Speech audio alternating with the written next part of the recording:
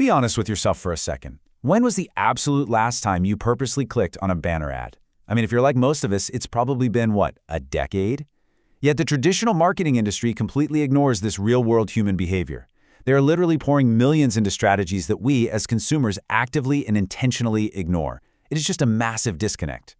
Welcome to The Explainer. Today, we're breaking down a really fascinating presentation from GaryVee at Advertising Week Europe. We're going to unpack his exact blueprint for not just surviving, but actually thriving in the modern marketing landscape. The whole thing is about shifting to a radically consumer-centric mindset and completely embracing social-first creative strategies. So let's just dive right into it. Here's our roadmap for today. First, the social-first paradigm shift. Then, the PAC methodology explained. After that, handling luxury and founders. Fourth is the B2B influencer goldmine. And finally, AI avatars and owning your IP. All right, part one, the social-first paradigm shift.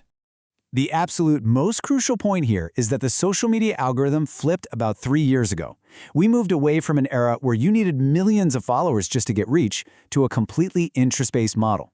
Today, organic reach purely measures relevance. Because of this, the old way of doing things, spending $800,000 in 9 months just to produce a single piece of creative, it's totally obsolete. The new reality? Using AI and modern tools to produce a video for $4 in 19 minutes. And the crazy part is, the fast, cheap method actually has a much higher likelihood of working. Why? Because you can iterate and test for relevance in real time, instead of just guessing in a boardroom. GaryVee points out a pretty harsh reality here. He says, for the last 70 years, working media has been disguising bad creative. Today, working media should be used to amplify good creative. Brands are finally waking up to this. Budgets are shifting rapidly. In fact, scopes for social creative are growing 10 to 20 times larger now, mostly because companies realize they just can't buy their way to relevance with massive media spends anymore.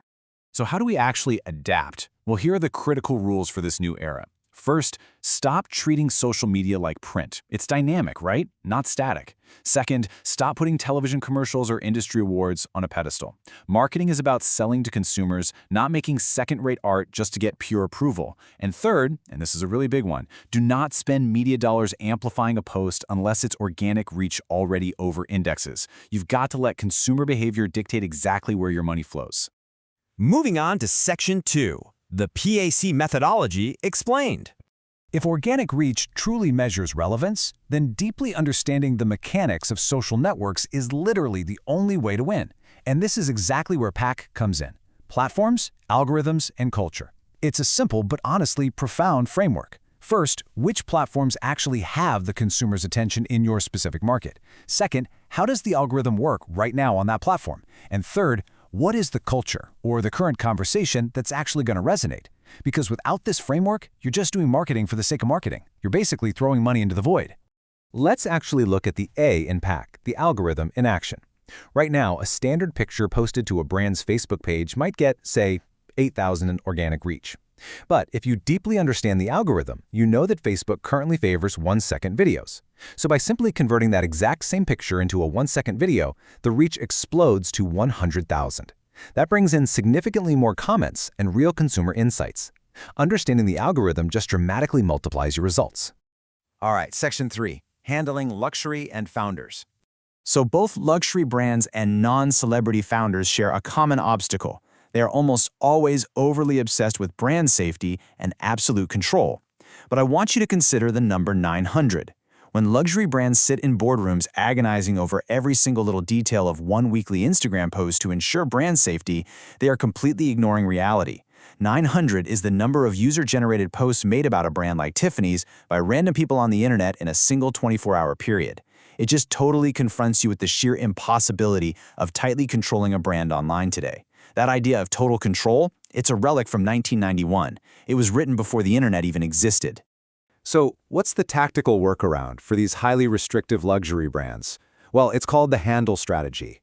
Basically, you create a secondary, much more casual account. Think like a casual Tiffany's or a behind-the-scenes handle.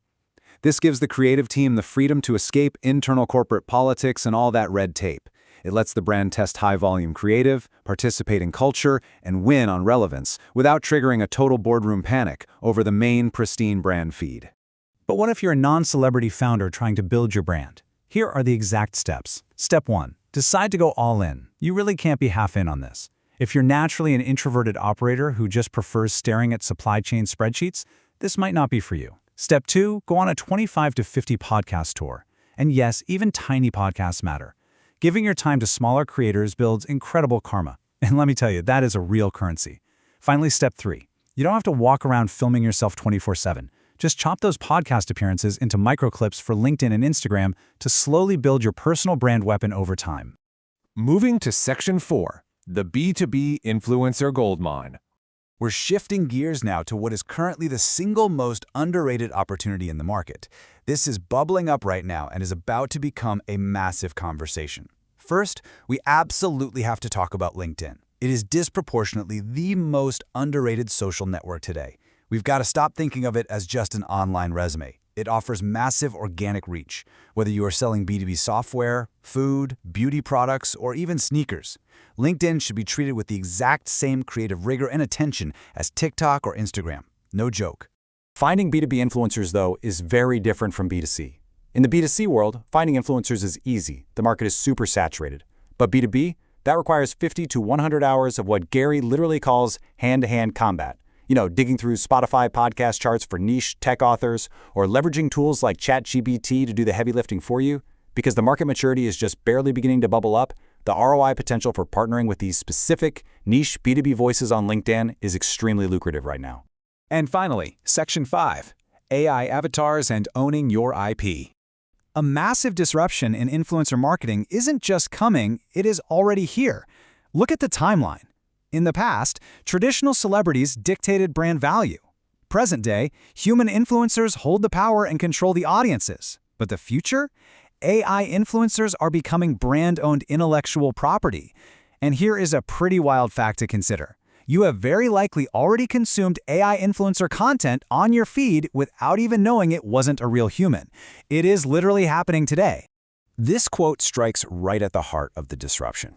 What the influencers did to celebrities, AI influencers are about to do to influencers. It really drives home a fascinating bit of hypocrisy. The human creators who originally displaced traditional actors and models are soon going to face that exact same panic as brands realize, hey, they can bypass human influencers completely. Let's break down the immense benefits of building an AI avatar for your brand. First off, you completely eliminate the risk of human scandal or unpredictable behavior. Second, you fully own and control your intellectual property.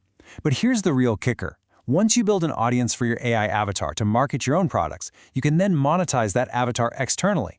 Other brands will literally pay to sponsor your AI influencer, which effectively subsidizes your own marketing costs. But you've got to act fast. In about 24 months, everyone will be trying to do this, and the supply of human attention will be totally exhausted. The time to move on this is right now. So, take a hard look at your current strategy. In 24 months, when the landscape has completely shifted, will you still be paying a massive premium to rent a human influencer's audience? Or will you be owning your very own AI avatar? It's a real challenge to adapt your marketing mindset before you get left behind. Thank you so much for joining me for this explainer, and I really hope this gives you a powerful new lens on capturing consumer attention.